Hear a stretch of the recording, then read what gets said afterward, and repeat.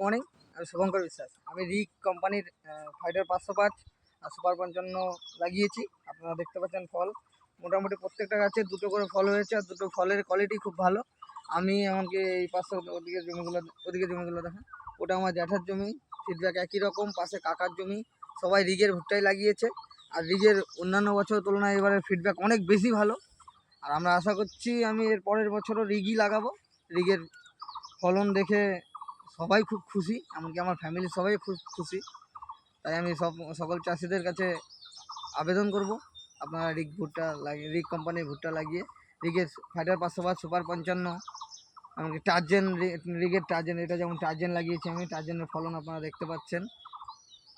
প্রত্যেকটা গাছে মোটামুটি দুটো ফল হয়েছে, দুটো ফলের মধ্যে দুটো ফলই একই রকম।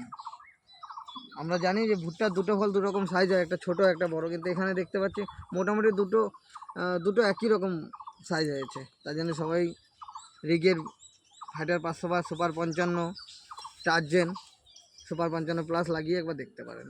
ধন্যবাদ।